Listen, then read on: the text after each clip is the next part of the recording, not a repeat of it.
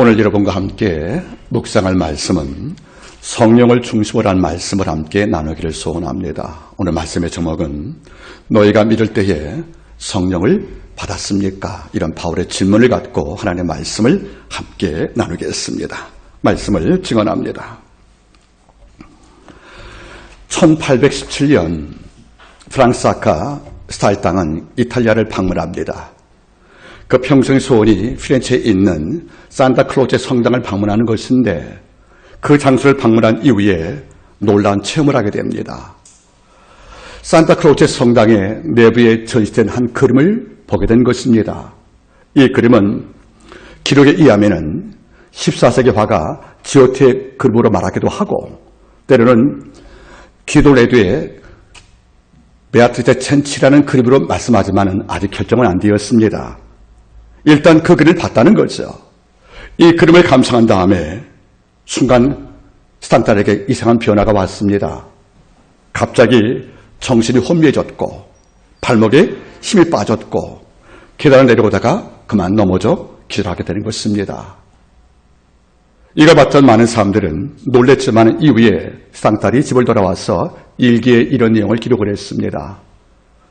내가 그 그림에 언급된 아름다움에 치명적인 상처를 받아서 내 정신과 내 몸이 내 것이 아니었다. 나는 도저히 그 아름다움에 견딜 수가 없어서 나는 넘어졌고 나는 호흡을 쉬지 못했다. 이렇게 말합니다. 이후에 많은 사회학자들은 아름다움과 숭고함들, 우리 인간의 능력을 벗어난 너무 놀라운 아름다움에 도취되어서 감동과 충격을 받는 그 현상을 바로 우리가 스탈당 신드롬이라고 평가하고 있다는 거지요. 궁금합니까? 그때 스탄달이 봤던 그림이 바로 귀도 레니의 베아트리체 첸치라는 그림이 됩니다. 이 책의 표지가 됩니다. 물론 이 내용은 슬픈 내용이지만 설명은 답해드리겠습니다. 요즘은 어떤 것이냐면 우리가 어떤 아름다움들, 어떤 숭고함들, 우리의 표현대로 어떤 아버지의 은혜 앞에서 이 놀라운 감사와 은혜의 충격 때문에 우리 전신이 녹을 만큼, 놀랄 만큼 더 나가서 내가 온몸에 다 힘이 빠질 만큼 거룩한 충격을 받아서 내가 넘어지며 호흡을 하지 못했던 이런 현상을 우리가 경험한 적이 있냐는 질문이 여기서 온다는 겁니다. 하나님은 우리에게 많은 은혜를 주었습니다. 복음을 알게 주었고 십자가 사건이 과거의 사건이지만 현실로 내가 받게 하는 믿음을 주었고 내가 못 본 부활을 마음에 경험하게 주었고 그리고 미래의 사건인 재림도 마음속에 확신케 하는 이런 믿음의 은혜를 아버지가 내게 주었고 우리 매 순간 기도 가운데 하나님을 목격하게 됩니다. 그러면 이런 순간 예수 그리스도 놀라운 십자가 사랑을 우리가 목격을 했는데 우리의 반응이 어떻습니까? 세상의 아름다운 예수품 앞에서 호흡을 잃어버리고 기절했던 그 작가의 그 현상이 그들만의 그 개인만의 사건으로 치부하기는 너무들 여러분들 중요한 사건이 아니겠습니까? 우리 믿는 성도가 은혜 앞에 반응이 극히 희박합니다. 우리가 찬양을 드리면서 말씀을 묵상하면서 이 속에 담겨진 이 아버지의 은혜를 목격하고 경험할 때마다 우리는 어떤 반응인지 한 번쯤은 스스로에게 묻고 답할 시간이 왔다고 생각을 합니다. 다니엘서 10장 8절과 9절 이하를 보시면 다니엘 예언자도 스탈당 신드롬을 경험한 자입니다. 바벨론 땅에서 이국의 왕을 섬겼지만 여호와에 대한 중심을 잃지 않은 그 다니엘에게 아버지는 미래에 대한 계시를 주었습니다. 그 마지막 계시가 바로 다니엘 10장에 나오는 히데겔 강의 계시인데 어느 날 묵상 가운데 다니엘은 자기와 모든 무리가 히데겔 강가에 서 있음을 보게 됩니다. 그런데 갑자기 한 인물이 등장하는 거예요. 그를 바라보니까 성경은 이렇게 묘사하고 있습니다. 그가 허리에 우바스 정금띠를 띄었고 그의 옷은 세마포였고 그의 얼굴은 번개불이 났으며 몸은 황흑이었다. 더 나가서 그의 입에는 횃불이 있었고 그 곁에 빛이 찬란했다. 바로 예수 그리스도입니다. 이걸 본 순간에 그는 이렇게 묘사합니다. 내 곁에 있는 모든 자는 다 도망을 쳤으나 나만 홀로 남았는데 그 다음 내용이 참으로 놀랍습니다. 그를 본 순간 내 몸에서 정신이 빠져나갔고 내가 아름답게 느낀 모든 것이 썩게 되었으며 내가 순간 힘을 잃어 써져 얼굴을 땅에 두고 잠이 들었노라. 다니엘 예언자같이 영이 맑은 자도 하나님을 직접 만날 때, 예수 대신을 직접 경험할 때 그는 어떤 현상을 겪었습니까? 온몸에 내 생명이 다 빠져나갔다가 말합니다. 주저앉았고 잠들었고, 가브리엘 천사가 와서 내 잠을 깨기 전까지 홀로 눈뜨지 못했던 이런 엄청난 아름다운 충격 속에 내가 머물렀다고 그는 고백했다는 거지요. 저는 이 고백이 너무도 부러운 거예요. 하나님의 말씀이 나를 찾아왔어요. 내 마음을 권고한 내 주의 말씀이 나를 찾아와 답을 줬단 말이에요. 이 순간에 내 심장은 어떻게 반응할 것이 맞습니까? 당연한 것입니까? 아니라는 겁니다. 놀라야 됩니다. 춤을 춰야 됩니다. 어쩌면 내가 호흡을 잃어버리고 누워 잠이 들 만큼 충격은 설사 없다 할지라도, 이런 가연적 행동은 없다 할지라도 내 마음의 중심만큼은 진동이 오고 내 속에서는 어떤 순간에도 그 은혜의 충격 앞에서 떨며 기뻐했던 이런 반응이 없다면 하나님이 섭섭하지 않겠습니까? 오늘날 기독교의 제일 큰 문제는 말씀 앞에 공감이 없다는 겁니다. 공감 능력은 단순히 이해하는 걸 넘어서는 거예요. 하나님이 아파할 때 나도 아파하는 겁니다. 왜 주님이 종려주일에 예루살렘에 입성한 다음에 제일 먼저 성전 가서 우셨을까? 왜 채찍을 줬을까? 그 예수님의 분노와 아픔과 슬픔을 공감하고 교회를 바라보는 것이 기독교인의 태도라는 것입니다. 나인성 과부가 자식을 잃어버려 오름당할 때 누구나 만지기 싫어하는 그 시신을 담은 그 관 위에 손 얹으시고 깨끗함으로 부정함을 지배하사 생명으로 사망을 삼켜서 그 안에 살주어서 그 어머니의 미래를 회복시켰던 그 말씀 바라볼 때에 내 인생도 주가 오시면 이런 전복과 반대로 올 거라고 믿고 심장이 떠지는 것이 바로 성도의 태도가 아니겠습니까? 오늘 많은 성도들은 하나님의 말씀을 이야기로 이해하고 있습니다. 그때 이야기로. 하나님의 말씀은 그때이 아니고 지금의 이야기입니다. 이런 까닭에 스타일장 신드롬은 그때만의 개인적 사건이 아니고 오늘날 모든 기독교인이 경험할 사건으로 저는 이해하고 있다고 생각을 합니다. 오늘 가끔 제가 여쭤봅니다. 목사님, 왜 주일을 다가와도 마음에 설렘이 없을까요? 저도 그럴 때가 있습니다. 왜 말씀을 듣고도 마음속에 파장이 오지 않고 말씀 언약으로 내 마음에 확신이 안 올까요? 그럴 수 있습니다. 그러니까 성령이 오신 거지요. 문제는 그럴 수 있기 때문에 넘어가라는 것이 아닙니다. 그 이유가 왜 왔냐는 겁니다. 그 이유는 답이 한 가지입니다. 성령을 소멸했다는 겁니다. 성령이 내 안에서 작동하지 않는 겁니다. 우리가 성령과의 은밀한 교제를 소홀히 했다는 겁니다. 냉정히 따지면 말씀과 기도 가운데 임재하는 성령과 우리의 관계가 별로 평타지 못할 때에 우리 마음속에 기쁨이 상실되어지고 염려가 날 지배하는 것이고, 더 나아가서 우리 삶 안에 말씀에 대한 희망과 확신이 점차 감사할 수밖에 없다는 것을 우리는 인정할 수밖에 없다, 그런 말입니다. 오늘 이 부분을 다루기를 원합니다. 바울이 제3차 선교여행 때 에베소 마을을 방문합니다. 이미 이 마을에는 교회가 있었습니다. 오늘 누가는 이렇게 기록을 합니다. 바울이 윗동네 에베소에 가서 어떤 제자를 만나니, 이러니까 바울의 제자가 아니었다는 거죠. 아마 아볼로 아니면은 다른 분의 말씀을 듣고 회심한 제자인데 어쩌면 생명부지의 초면 아니겠습니까? 우리 같으면 어떻게 하는 것이 맞습니까? 서로 인사하고 또 안부를 묻고 맞는데, 바울은 같은 성도지만은 천만의 성도에게 그의 통생을 묻는 것이 아니라 제일 먼저 묻는 첫 질문이 뭔지 아십니까? 너희가 믿을 때 성령을 받았느냐? 참 예의가 없는 질문이에요, 여러분들. 우리 같으면 먼저 인사합니다. 그리고 자기를 소개합니다. 그 제 이름을 밝힙니다. 그분의 안부를 묻고 이름을 묻고 그의 소속을 묻지 않겠습니까? 이런 절차가 필요한데 이런 절차가 생략되어 있다는 거예요. 그런 대점 말합니다. 너희가 믿을 때 성령을 받았느냐? 이 질문을 자세히 보면 하나 교훈을 얻습니다. 예수 믿고 이후에 가장 중요한 것은 성령을 받는 거라는 겁니다. 예수 믿고 성령을 받지 않으면 그리스도와 상관이 없다는 겁니다.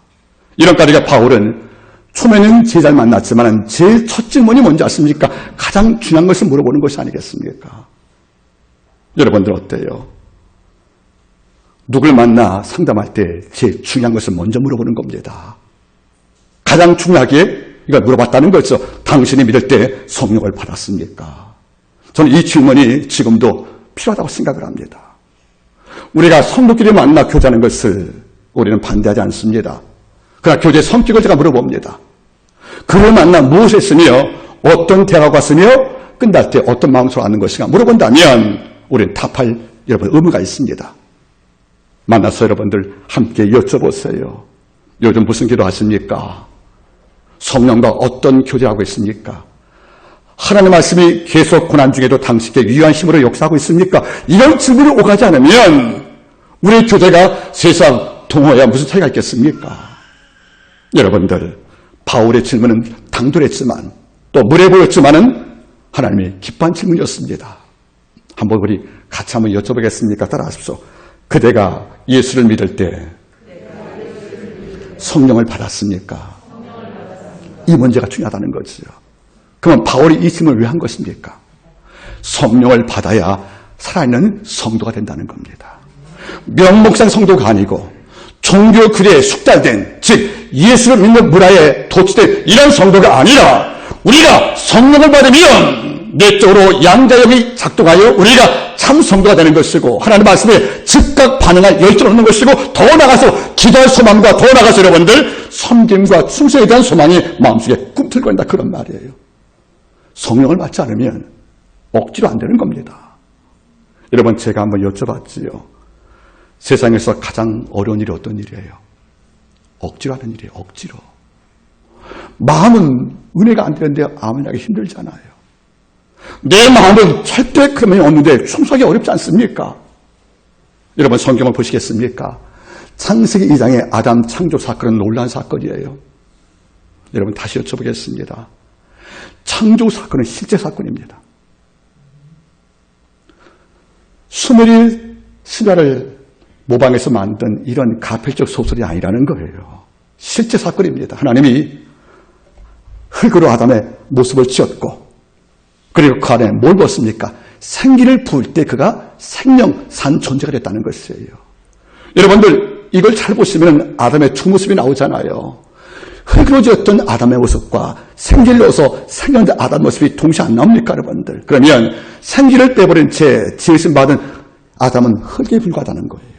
흙이 뭐 할 수 있겠습니까 여러분들? 이런데 이 흙을 하나님이 뭘 부었으니까 당신의 호흡을 불어넣었다는 거, 내 뱃실을. 이걸 부을 때 흙이 움직여 동물의 이름을 듣고 하나님의 경배를 산 존재가 된 것이 아니겠습니까? 창조 사건도 성령의 필요성을 강조하겠다는 겁니다. 성령을 받지 못한 성도는 흙과 같은 아담과 다를 게 없다는 겁니다. 꿈틀거릴 수 없는, 그리고 나를 구하고 움직일 수 없는 이런 죽은 존재인데 여기에 성령 부으심을 통하여 드디어 아담은 하나님을 알아봤고 그를 경배하지 않습니까 여러분들? 에스겔 37장 6절 이하 말씀도 마찬가지예요. 난민 목회, 바벨론 땅에서 목회했던 에스겔을 아버지가 부르십니다. 바벨론 땅에 끌려왔던 이유를 모르고 하나님이 지키지 않았다고 원망하는 그 백성을 위해서 에스겔의 말씀을 증거하지만은 이 백성은 마음에 담지 않는 거예요. 에스겔이 낙심을 했습니다. 이 백성은 희망이 없다고. 심판받아 바벨론 국가에게 기원전 586년에 패배당하여 끌려왔던 이런 고통을 당하고도 아직까지 마음을 잡지 못한 이스라엘 백성을 향하여 낙심한 에스겔이 무릎 조아리고 있을 때 아버지가 그를 불렀다는 겁니다. 그리고 그를 산골에 데려가서 그 앞에 마른 뼈가 있는 공간에서 이 장면을 보게 합니다. 이런다고 하나님께서 한 가지 묻습니다. 인자야 이 뼈가 너에게 살겠느냐고. 어떻게 살아요? 전쟁에 져서 시신되었고 오래 흘러서 살과 피가 빠져 뼈만 남은 이런 죽은 유골인데 이게 살 리가 없지 않습니까? 살 리가 없는 걸 하나님께 물어보니까 답을 못한 거예요. 그런 말합니다. 주가십니다 하고. 그때 주는 말씀합니다. 너는 내 입에 말씀을 태워놔라. 내가 이 마른 뼈를 앞에서 힘줄을 모으고 근육을 모으고 살갗을 덮을 것이다 하고 명령할 때 진짜 뼈에게 육신이 소실되어서 뼈만 남았던 그 유골 앞에 힘줄과 근육과 살이 붙은 거예요. 이런데 그 다음 말이 뭔지 아십니까? 아직까지 생기는 없더라. 인자에 외치거라 생기여 오라고. 그래서 에스겔이 태어납니다. 생기여 오라고 했기 위해 성경 말씀하죠. 동서사방에서 여호와의 생기가 몸에 일반이가 큰 군대가 되었더라. 생기가 없는 마른 뼈는 분대기가 수 없다는 거예요. 그는 여러분들 그냥 유골입니다. 죽은 자입니다. 그러면 창조 사건과 에겔 사건에 이걸 묶어보면 어떤 결론이 옵니까? 혹시 우리가 모양은 군대인데 생기가 없는 죽은 군대, 우리가 모양은 아담인데 생기 없는 흙을 만든 그 상태의 아담, 이런 성도가 우리 가운데 없다고 우리가 확신 못하지 않습니까? 제게 신학생들이 가끔 물어보는 질문이 있답니다. 목사님은 섬기는 교회 성도를 위해서 기도할 때 어떤 기도를 하십니까? 물어볼 때 많이 깊지 않겠어요, 여러분? 이런 데서는 이런 기도 한답니다. 하나님, 생기를 경험한, 그래서 군대가 되어서 민족을 지킬 수 있는 아버지의 십자가의 군병으로 아버지께서 성도를 만들어 주옵소서. 이러려면 다른 게 없다는 거예요. 믿는 성도가 부활을 믿고 예수를 아무리 믿어도 성령을 받지 못하면 그는 힘없는 마른 뼈일 수밖에 없는 것이고 흙에 먹는 아담과 다를 게 없는데, 우리가 만약에 지금 성령을 충만치 못한 내 자신을 보고도 마음에 아파하거나 급한 마음이 없다면 이건 진짜 평안이겠습니까? 오늘 이 문제를 나누기를 원합니다. 왜 너희가 믿을 때 성령을 바라느냐, 이걸 우리가 왜 묻습니까? 성령을 바라는 자만이 하나님과의 바른 관계에 이끌어갈 힘이 있는 것이고 이런 성도만이 살아있다는 것을 잊지 말기를 바랍니다. 성령을 받아야 산 성도가 되는 것입니다. 리빙 소울 잊지 마십시오. 가끔 제가 이런 말 하지 않습니까? 옛날 농사 짓는 농부들께서 지게를 만듭니다. 지게. 지게는 대한민국이 최초로 발견한 세계 최초의 이동수단입니다. 지게는 우리나라밖에 없어요, 여러분들. 그런데 이 지게를 만들 때 농부의 원칙이 있습니다. 죽은 나무로 지게 안 만든다는 거예요. 반드시 산 나무에 가지를 잘라서 지게를 만든답니다. 죽은 나무로 지게 안 만든다는 거예요. 썩은 나무로 도장 팔 수 없잖아요, 여러분들. 우리 아버지가 나을 수 있으려면 우리가 이 땅 끝까지가 주의 영을 준다는 주의 백성과 제자가 되려면 그 믿음 안에 성령을 경험한, 성령의 통치를 받는, 제가 좋아하는 요셉의 문구가 있습니다. 바로왕의 꿈을 해독한 요셉을 향하여 바로왕이 이렇게 말했어요. 이와 같이 하나님의 신이 감동한 사람을 우리가 어디서 얻을 수 있으리요? 하나님의 신에 감동되었다는 거예요. 이게 너무도 부러운 거예요. 하나님의 신에 감동되었으니 바로왕의 베개 밑에 꿈을 해독할 영안이 열렸고, 바로왕의 우상을 참여했던 그 바로왕의 궁전을 여호와의 참여한 성소에 만든 것은 요셉의 자체가 아니라 요셉과 함께한 성령이 아니겠습니까? 여러분들 아침에 잠을 깰 때, 물론 주부는 말하겠지, 오늘 어떤 식탁에 음식을 올릴까? 이전에 하나 기도하십시오. 주님, 제가 지금 성령과 충만한 관계에서 내가 성령의 통치를 받고 있습니까? 하고 물어볼 필요가 있다는 겁니다. 성령 통치를 받지 못하면 이른바 잘못된 고피가 풀려서 육의 욕심대로 내가 끌려갈 수밖에 없는 비참한 신세로 돌아갈 수밖에 없다, 그런 말이에요. 성령 통제 아래 있는 것이 바로 성령 충만입니다. 오늘 첫 번째 교훈을 배웠습니다. 왜 우리가 성령을 받아야 하느냐?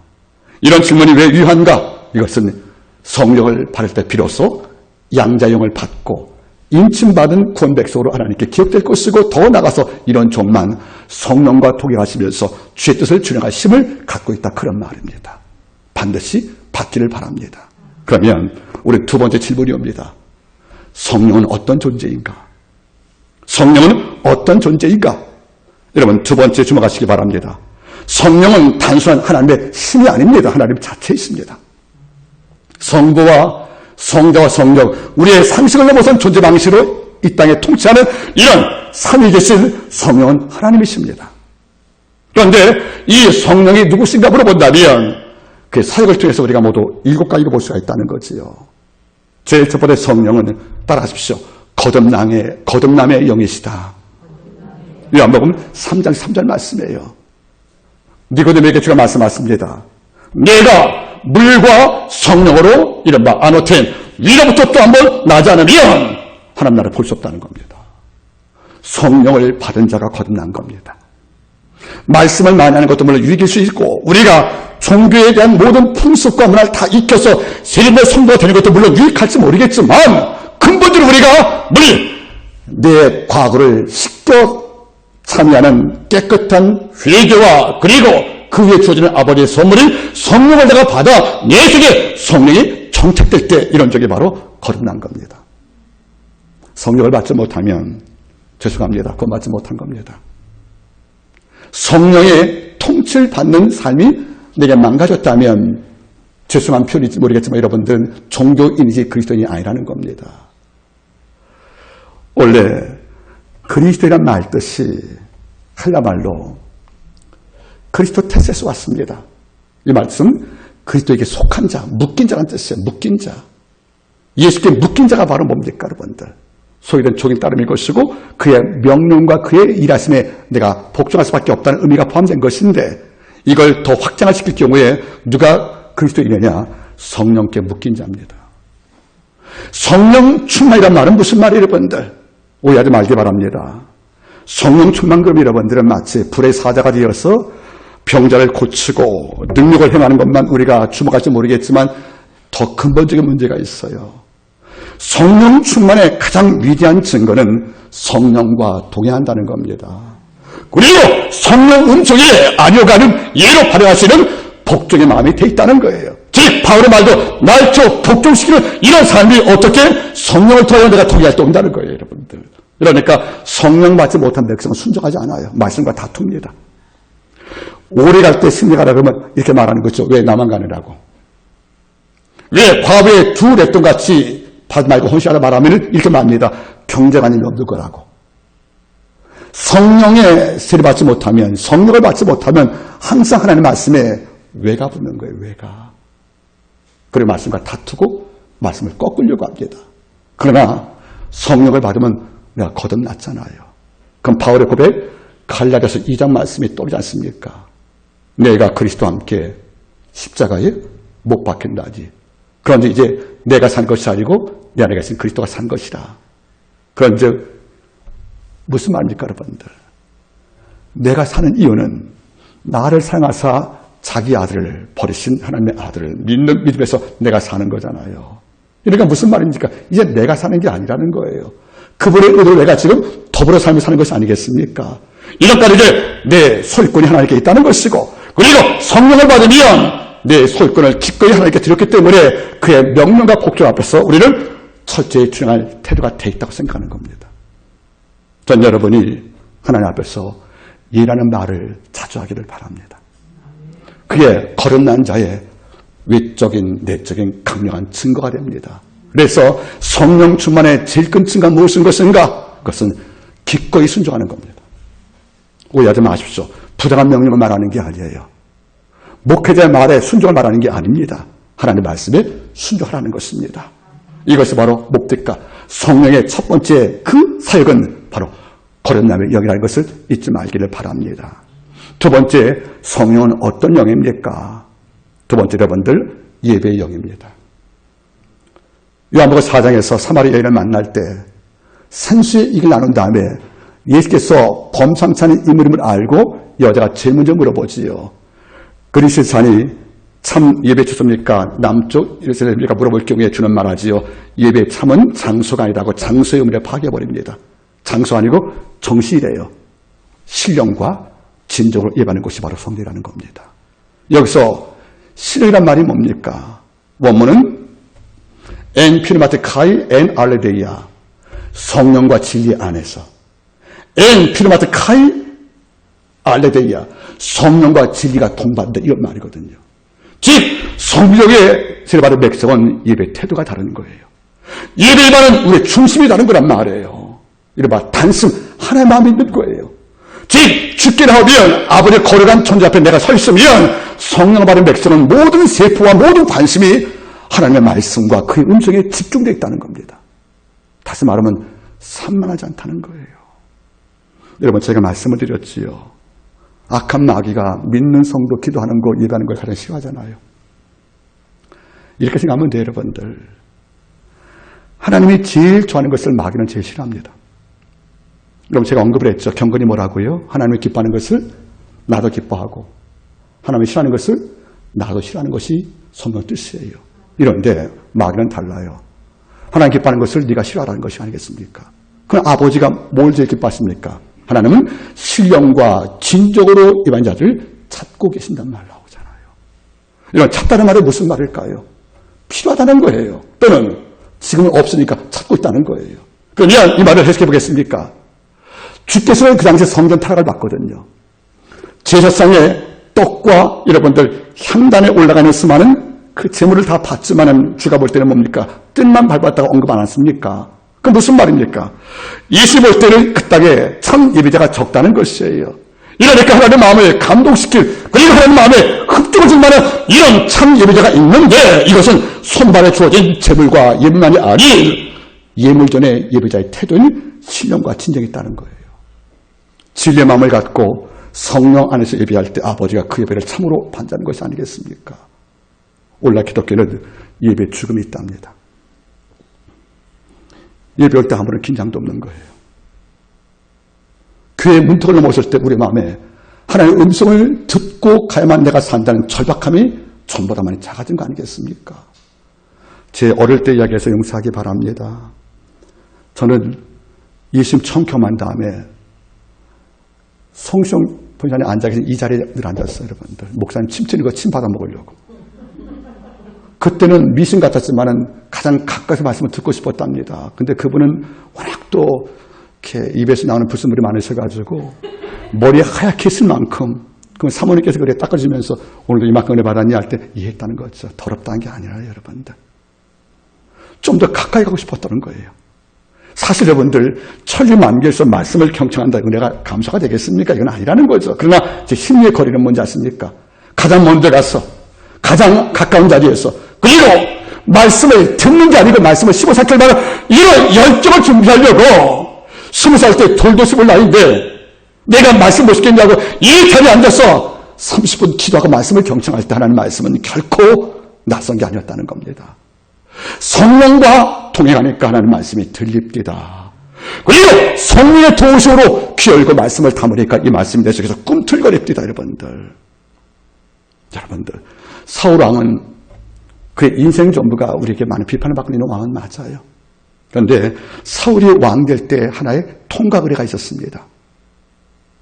사무엘상 10장 6절 이하 9절을 보시게 되어지고 나면 아비의 나귀를 찾다가 실패했던 그 기스의 아들 사울왕한테 종자가 말하는 거죠. 이 근처에 예언자가 있으니까 돕자고. 그래서 그를 갖다가 여러분들 그 전날 사무엘이 내일로 찾아올 날에 그 아이가 이스라엘 왕이라고 그런 명령을 받았잖아요. 여러분들. 와서 성경 말씀에는 사무엘이 김을 부렸다고 합니다. 그런데 성경은 다르게 말해요. 사무엘이 기병을 취하여 머리에 붙자 하나님께서 그에게 새 마음을 주었더라. 새 마음을 줬다는 거예요. 왕의 마음을. 전과 다른 마음을. 즉 아버지의 기뻐하는 성령 마음을 줬다는 것이 아니겠습니까? 이후로 여러분들 사울왕은 첫 번째 전투에서 자기 밭에 소를 다 쪼개서 지파에게 보내고 첫 전쟁을 승리를 이끈단 말이에요. 그게 사울왕의 초기 모습이었어요. 사울왕이 타락하기 전까지는 새 마음을 지배했다니까요. 이 새 마음이 누가 줬습니까? 여호와신이 감동을 시켜 새 마음을 줬단 말로 기록을 했단 말이에요. 우리가 성령을 받으면 새 마음으로 키우는 거예요, 여러분들. 그래서 무슨 말인지 아십니까? 예배 전까지 내 마음은 지옥이었어요. 여러분, 제가 말씀을 드렸지요. 지옥은 공간적으로 존재하는 영토가 맞습니다. 우리가 사회에 갑니다. 그런데 지옥은 장소인 동시에 태도입니다. 희망을 잃어버린 순간이 지옥을 만난 거예요. 단테는 말했습니다. 지옥이 무엇이냐? 내 삶에서 하루에 한 가지씩 기쁨이 사라진 순간이라는 거예요. 우리 기쁨으로 사는 거잖아요. 희망으로 사는 거 아니겠습니까? 지금 어려워도 희망이라는 것 때문에 우리가 기쁨이 남아있기 때문에 버티고 사는 건데 이게 없으면 이게 지옥이라는 것이 아니겠어요? 토요일 밤까지 기쁨이 사라져서 마음이 어두운 지옥에 묻혀 있어요. 희망을 꿈꿀 수가 없는 거예요. 자식을 바라봐도 내 부모를 봐도 여건이 안 되니까 희망이 없어요. 그래서 주일날 아침까지 지옥에 심잡고 교회를 쭉 왔을 때 성령 도우심을 받는 백성은 들어올 때 이걸 이기는 새 마음이 있다니까 여러분들. 그래서 그 새 마음으로 불길 같은 성령 찬양 부르는 것이고, 예수는 나의 주 고백하는 거예요. 삶의 실패가 너무 뚜렷해서 내 삶의 희망이 없는데도 불구하고도 찬양할 때 이 마음이 믿어진다는 뜻이 왜 그래? 여러분들, 아버지가 뭘 주었습니까? 새 마음을 주었다는 겁니다. 그래서 예배가 성령하는 거예요. 그래서 성령은 뭡니까? 예배 영이라는 겁니다. 누가 궁금한 데도 여쭤보더라고요. 목사님, 단에 올라게 사무실에서 뭐 하세요? 물어보는 거예요. 사무실에 제가 뭐 하고 있겠어요, 여러분들? 아니요, 말씀 보진 않아요. 이미 설교 준비 끝났기 때문에 이미 이제 원고는 다 있고, 이제 뭐 원고 각 올라오진 않지만은, 근데 우리 찬양 사명 알죠, 여러분들? 그걸 듣고 들어옵니다. 그 찬양 가사 들으면서. 그래, 하나님께 엎드리는 거예요. 예배가 경배인 동시에 치유의 사건 되게 도와주십시오. 새 마음을 겸한 성도에게 아버지가 교회 밖을 나갈 때 손 풀고 어깨 정도가 주먹 쥐고 나가게 도와주십시오. 한번 싸워보자고, 이 땅의 문제하고. 그 예배역이 바로 성령입니다. 세 번째, 성령은 어떤 존재입니까, 여러분들? 중요한 문제가 있습니다. 선교형이라는 겁니다. 사도행전 1장 8절 말씀 볼 때 우리는 기억하지요. 오직 성령이 너희에게 임하시면 너희가 엑소시아, 이 땅을 통치하는 권력을 받고 온 유대와 사마리아와 땅 끝까지 이르러 내 말투스 증인될 것이다.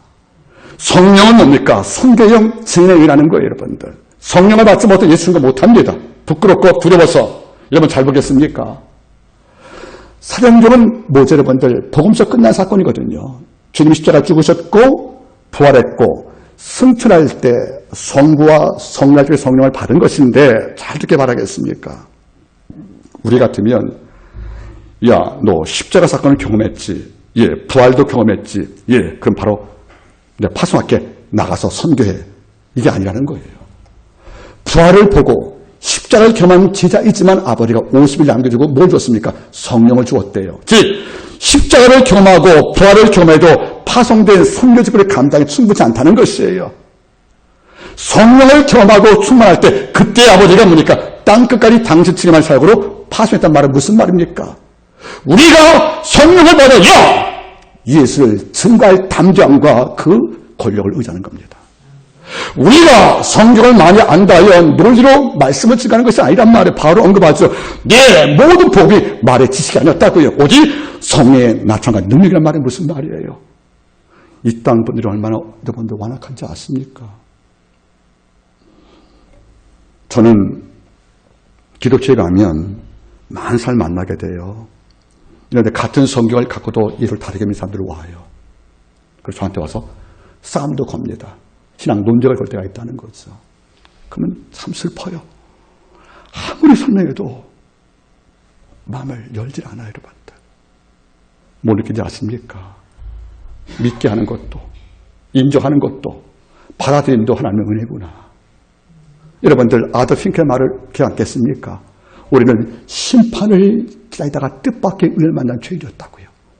그 은혜를 생각을 하면 십자가 사건이 내 복음의 중심이고 부활인데 성령을 받지 못하니까 말만 늘리고 말은 뻔질을 하는데 실제 그의 생명이 없다는 것이 아니겠어요, 여러분? 돌아보세요, 여러분. 부활을 경험한 성도에게 왜 당장 파송하지 않았을까? 아니라는 거죠. 여기서 아버지가 약속한 것을 기다리래요. 이걸 바꾸다라는 거예요, 여러분. 이게 뭐죠? 먼저 바로 아버지의 선물인 성령이라는 겁니다. 우리가 왜 전도에 소극적일까? 왜 우리가 담대하게 내 가족의 복음을 위해서 기도할 때 말씀을 증거 못할까? 십자가 보면 어리석게 보이고 때려 유치해 볼지 몰라도 이게 진리인데 우리가 이걸 부끄러워한단 말이에요. 바울이 예수를 경험한 이후에 제일 먼저 한 고백이 뭔지 아십니까? 로마서 1장 말씀에서 내가 복음을 부끄러워하지 않는다고 말했단 말이에요. 우리가 복음을 부끄러워하면 하나님의 말씀은 선포될 통을 잃어버릴 겁니다. 구원받은 성도가 복음을 부끄러워하고 담대하게 성령 받지 못하면 아버지가 잃어버린 성도를 통해 전달시키는 이 복음이 막힌다는 거예요, 여러분들. 하나님은 천사를 보내서 전도하는 게 아니란 말이에요. 하나님께서 일주일에 한 번씩 딱 오셔가지고 말씀을 증거하면 다 믿지 않겠습니까? 이런 쉬운 방법을 하나님께서 선택 안 하신 것은 왜 그래요? 허물과 뒤로 죽었던 에베소 2장 1절의 죄인들이 십자가의 공로 구원받아 성령을 겸한 양자가 되어지고 의인되어지고 그가 하나님의 기업이 된 사람이 성령을 겸한 그 감사함으로 말씀을 증거할 때 그것이 죄인을 향한 죄인의 고백이 되는 거 아닙니까? 하나님은 성령을 받은 성도를 통해서 복음의 전파하는 통로를 스스로 규정하신 거예요. 천사가 아닌 가브리엘 천사 우리보다 엄별히 더 크지 않겠습니까? 죄가 깊지 않겠습니까? 그 쉬운 방법을 왜 그분이 갖지 않고 우리에게 성령을 받은 백성을 통하여 전도명하셨습니까? 여러분들, 이것은 은혜 받은 자의 감격으로 그를 나누는 것입니다. 성령을 받지 못하면 내 곁에 있는 자에게 예자도 못 꺼냅니다. 예수의 예자도. 천국과 지옥이 여러분들 2급, 3급 진리가 아니잖아요. 여러분들. 복을 받는 것만이 1급 진리고 천국을 설교하면 6세대 복음이고 지옥을 설교할 때 여러분들 이것은 귀맞게 하는 복음이겠습니까? 이건 아니지 않습니까? 복을 받는 것도 복음이고 그리고 천국과 지옥도 분명한 진리의 복음 맞습니다. 근데 우리는 설교할 때 또는 전도할 때 지옥, 천국, 기적 우리 설교 말하기 꺼려하지 않습니까? 하나님은 성령을 받는 백성을 통해서 선교를 명하신 것입니다. 그래서 여러분들 유명한 신학자의 글 가운데 이런 말이 있습니다. 그리스도가 없는 곳에 그리스도인은 선교사고 그리스도가 있는 곳에 그리스도인은 섬기는 자다. 그래서 선교학자는 말에 한마디가 있어요. 모든 그리스도인은 다 선교사다. 조건은 성령을 받았으니까. 전 여러분들이 가장 가까운 내 혈부터 요한과 안드레가 베드로가 친구인 빌립에게 빌립이 친구인 안드레에 넘어서서 여러분들 나다나엘에게 증거했듯이 여러분들 혈통 전도가 필요한 것을 잊지 말고 성령 충만을 빼앗기지 않기를 바라겠습니다. 다음에 성령은 어떤 영입니까 여러분들? 요한복음 16장 우리가 4절 이하 성령은 보혜사 진리의 영입니다. 성령은 진리의 영이라는 거예요. 즉 그 다음 말이 뭐죠? 너희가 성령을 받으면 이 성령이 너희를 진리 가운데 인도하고 내가 한 말을 깨닫게 할 것이다. 여러분들 성령을 받으면 진리의 세계에 눈을 뜨게 되어지고 그 말씀을 이해할 수 있는 여러분 습득력이 커진다는 거예요. 성령을 받지 못한 분이 이곳에 앉아 계시면 하나님의 말씀을 증거할 때 이것은 하나의 이야기예요. 이런데 성령을 경험한 영 순간순간 하나님의 말씀을 깨닫게 하사 그 진리를 내 걸 만들 이 역사를 아버지가 하신다는 것이 아니겠습니까? 요한복음 4장은 사마리아 여인이 나옵니다. 수가성 여인이. 그가 주님과 한 대화 시간이 우리가 대충 잡아도 30분 이내입니다. 모두 5마디 했으니까. 물 좀 달라. 당시 유대인들이 왜 물 달았습니까? 지금 제가 만약에 물 달라는 이가 누군지 알고 생수가 뭔지 알았으면 너 물 줬을 것이다. 여자 말. 그 이물 매일 줘서 우물가 안 나오게 도와주세요. 그래? 예배 초소 어디냐? 신령아 진정이다. 그 다음 말이 뭐죠? 내 남편들아 5마디 여러분들. 이 5마디면 우리가 볼 때 충분치 않은 시간인데 그가 물동이를 던져들고 마을에 가서 내가 메시아 만났다고 최초의 사마리아 전도자가 되었습니까? 성령을 경험하는 그 순간에 진리를 깨닫고 이해하는 시간은 그리 많은 시간이 필요 없다는 거예요, 여러분들. 물론 깊이는 있겠지만 진리에 대한 예피를 이해할 때는 적어도 5마디가 좋겠는데 성령을 충만하고 그와 늘 교제한 성도가 교회 나올 때 납득 못한 하나님의 말씀이 어디 있겠습니까? 성령을 경험한 전 하나님의 말씀이 남의 이야기가 아니고 내 말로 들리는 것이고요. 이 말이 내 속에서 이해력으로 다가온다는 것이 아니겠습니까? 여러분들 성령을 받기 전까지는 제자가 부활을 이해 못했답니다. 요한복음 7장을 보시면 이런 말씀이 나옵니다.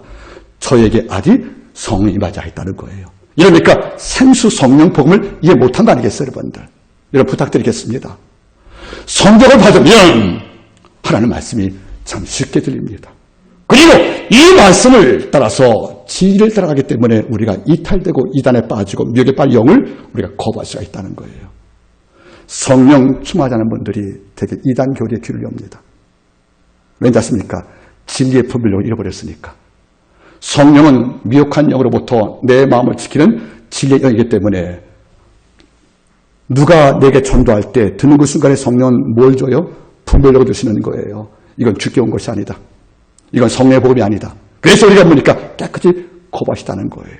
그런데 성령의 온전히 못 구하면 교회가 많이 어려워서 내가 막 힘든데 이따 많은 교회는 타락했어 하고 말하는 것이 공감이 안 되겠어요, 여러분들. 내가 미워서 참 교회 가기 싫은데 우리 교회 가면 여러분들 더 좋은 복음이 있다면 안 떠나겠습니까? 여러분 조심하기 바랍니다. 마가복음 13장 이하의 종말 뒤에서 마가에는 이런 기록이 있습니다. 종말 때 무슨 일이 있겠습니까? 하고 제자가 물어보지 않습니까? 그때 저는 종말 때 어떤 일을 말하기 전에 먼저 무슨 말하겠습니까? 너희가 무엇을 듣든지 삼가 유의해라. 그리고 미혹을 조심하라 말씀이지 않습니까? 우리가 미혹에 안 빠지려면 우리 곁에 이단에 가서 여러분들 그동안 믿어왔던 자기의 모든 교리를 부정하고 이단 생활을 만족해 하는 이런 성도들 때 어떤 마음 듣습니까, 여러분들? 안타깝잖아요. 그럼 그들이 과연 우리보다 열심히 적었던 것인가? 그렇게 볼 수 없다는 겁니다. 다만 무엇이 성령을 통한 진리를 이끄심 받는 분별력이 없다는 겁니다. 여러분들 많이 배우되 바르게 배우기 바랍니다. 여러분 제가 설교했죠. 바른 교회가 좋은 교회라고요. 바른 복음이 진짜 좋은 복음인 것입니다. 여러분들.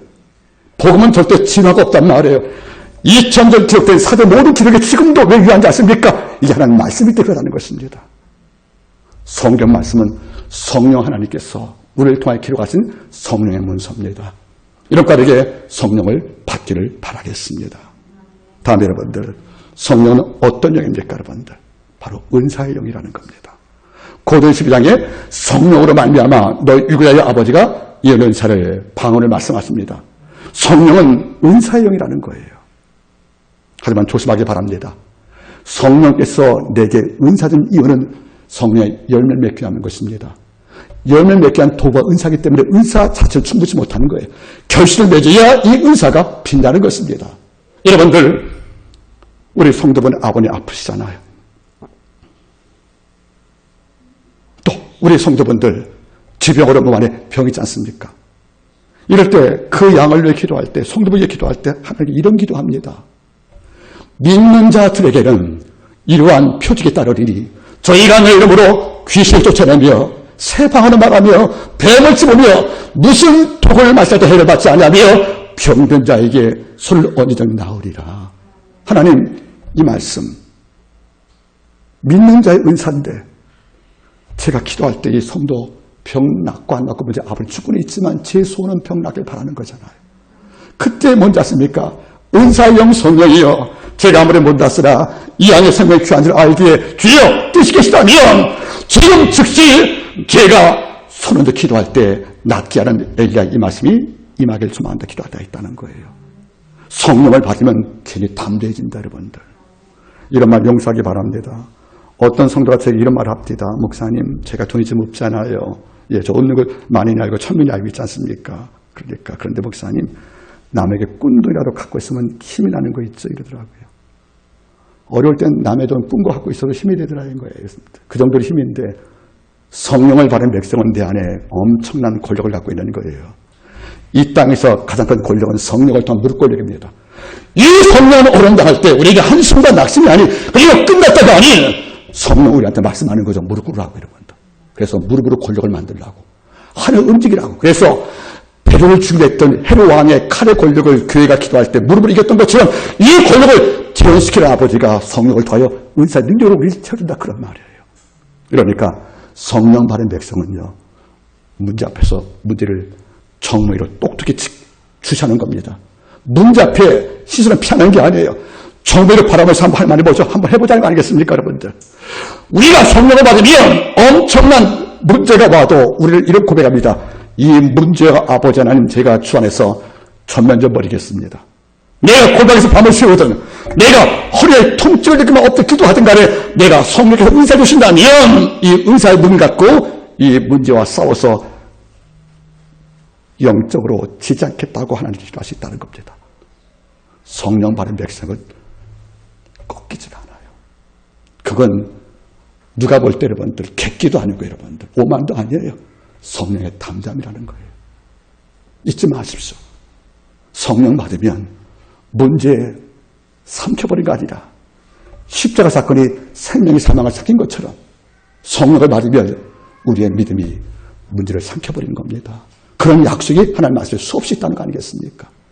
양쪽 무릎 사이에 7곳에 머리를 조아려 기도했던 바로 엘리야가 손바닥만한 구름을 아버지가 이 땅을 적실 태풍으로 만들고 폭풍을 만든 거 아니겠습니까, 여러분들?